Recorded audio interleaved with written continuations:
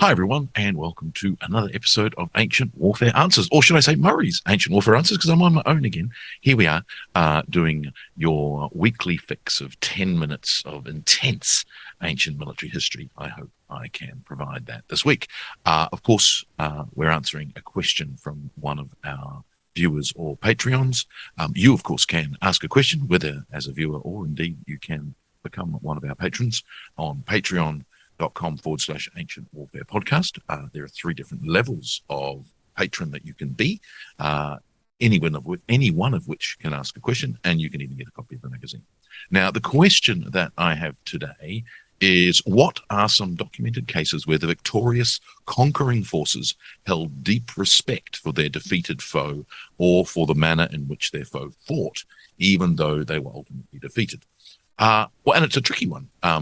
So in most cases, you've got the idea of enemies not despising one another, but certainly not being particularly enamored with them, shall we say.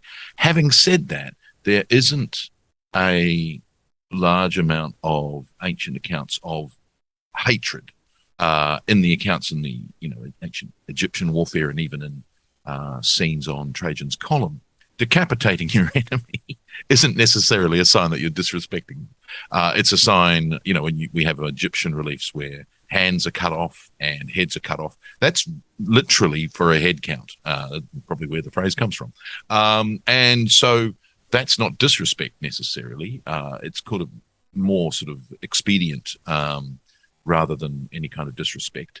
We've got lots of accounts of that warfare is fought, especially in the Greek world, that warfare is fought, and then at the end of it, a truce is agreed with heralds, and you are allowed to recover your dead. And that's a very respectful end to combat, and very strict rituals are observed at the end of warfare. And we get notes in various battles where those rituals are not observed for whichever reason. And of course, in ancient Greek battle, the requesting of your own dead was a sort of tantamount to admitting you'd lost.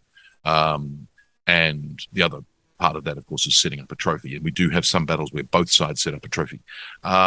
So we do get some accounts that show great respect, or indeed show disrespect. So, for instance, at the Battle of Delium, which is 424 BC, fought between Athens and Thebes, old enemies, Athens and Thebes, dating back to the Persian Wars, where, of course, Thebes is the scapegoat for most of the Greek Medizing that is siding with the Persians during the Persian invasion of Greece. We normally have this picture of, the united Greeks fighting against the Persians. That's not true. The united Greeks essentially is Athens and the states of the Peloponnese, but not all the states of the Peloponnese. Anything north of Thermopylae or north of Corinth is, in fact, going to be a Medizing Greek state. But blame for all of that falls on Thebes. And in Herodotus' account of the Battle of Plataea, we get the mention of the Thebans facing the Athenians, and the Thebans are killed to a man by the Athenians. And so we also get some accounts of the Athenians only lost, I think it's 52 men, and only from one tribe, which is interesting. But there, the deliberate annihilation of the Theban unit. And Thebes thereafter has a stained reputation as being the betrayers of all Greece, which is like, hang on a minute, 95% of Greek cities sided with the Persians, but the Thebans get marked out for it, which is very unfair. So you get that kind of sort of ancestral hatred coming through. So at the Battle of Delium, the Thebans defeat the Athenians in 424 BC.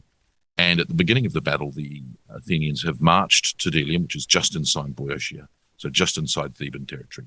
And they fortify a ruined temple of Apollo. And at the end of the battle, a herald from the Athenians says, "Let us collect our dead." And the Thebans reply, "Well, no, because you invaded our territory. You have despoiled and sullied a temple, and you're the perpetrator of a religious crime. You won't get your dead back." and the Athenians are all up in arms about that. And indeed, we get that in the sources too. Of, oh, how dare they break this, traditional rule? That's not done. But sort of the Thebans have their reasons for doing so. And so that's sort of one of those examples where you get that. In Roman warfare, you get stories of, in civil wars, for instance, you get, stories of people who know one another, killing one another, and sort of out of necessity, not being able to tell the difference between, friend and foe and all those sorts of things. But there doesn't seem to be a lot of hatred. We do get the accounts, obviously, at the Battle of Thermopylae, of Leonidas getting decapitated by Xerxes, as a sort of frustration, really, rather than disrespect. I mean, it is disrespectful, but it's also a sign of how incredibly frustrated Xerxes was that he was delayed. And then it gets repeated on Mecistius at the Battle of Plataea. He gets decapitated. And several other sort of acts of vengeance occur in Greek warfare thereafter between the Greeks and the Persians. And of course, the Persians and the Greeks can use very old historical occurrences to justify later invasions, like Alexander the Great invading Persia, justifying it with as revenge for various different perpetrated crimes. So you get that. Now, the example of deep respect that I wanted to bring up, however, occurs at the Battle of Chaeronea. Now, Chaeronea is fascinating because, having just talked about the ancestral hatred between Athenians and Thebans, of course, at the Battle of Chaeronea, the Athenians and the Thebans join sides to fight the common foe of the Macedonians. Now, that's interesting in itself because it seems to be a very last-minute decision that the Thebans and the Athenians will join sides. At Athens in the 330s, even the 340s BC, you've had a sort of a faction within Athens who was pro-Macedonian, and a faction who in Athens is anti-Macedonian, but not necessarily pro-Theban. But there are some who are saying we should join forces with Thebes, the strongest military force other than ourselves, because we're Athenians, in Greece, and we should defeat the enemy of Greece, which is Philip of Macedon. And so as Macedon and Philip begin their inexorable march southwards in terms of control through the Third Sacred War and so on, you get this sort of rising panic. And so in 338 BC, you get Thebes and Athens joining sides, and they fight the Battle of Chaeronea, which is one of the most important battles in the ancient world, one of those life world-changing in a day afternoons. And unfortunately, it's one of the least understood because our sources are really bad for that particular battle. But at that battle, what you have is the Athenians and the Thebans face the Macedonian phalanx, and they get defeated. The ins and outs of how that works are a bit tricky to work out, and my favored version of the battle is not the one that you get in the major sources. I have a completely different view, but that's far longer than 10 minutes. But anyway, at the Battle of Chaeronea, the Theban Sacred Band, the 300 pairs of lovers who are their elite military unit, dating back to at least 378 BC, although the Thebans have elite 300 units going all the way back to the Battle of Plataea. And it's possible that they're a similar kind of organization all the way back to that period, and even earlier. We're not sure, but certainly from the 4th century, you've got the Sacred Band. And they are killed to a man by the Macedonians under Alexander. Now, the amazing thing, of course, is that the Lion of Chaeronea, the monument that still stands, when that was excavated in the early 20th century, 1901, I think, 256 skeletons were found there. So that seems to be the last stand, and the bodies of the Sacred Band were buried together. But in Plutarch's Life of Pelopidas, we've got an anecdote about the fact that when Philip of Macedon was shown was surveying the dead, he stops at the place where the 300 were lying, and where they had faced the long spears of his phalanx. And Plutarch describes it as with their armor and mingled with one with another, he was amazed. And on learning that this was the Sacred Band of lovers and beloved, he burst into tears and said, "Perish miserably they who think that these men did or suffered aught disgraceful."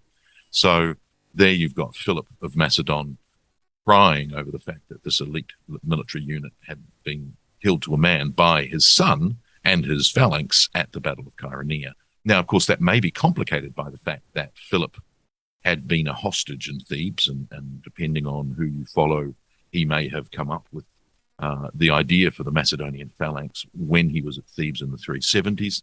We've got two different stories. One that he's at the house of Epaminondas, learning from the great Theban general how to be a general. Or the other that he's at the house of Parmenes, another great Theban commander. So you've got this picture of Philip, the bogeyman of Greece in the 340s and 330s BC, respecting the Thebans, who he's just annihilated so much that he cries at the fact that he's eliminated them as an enemy.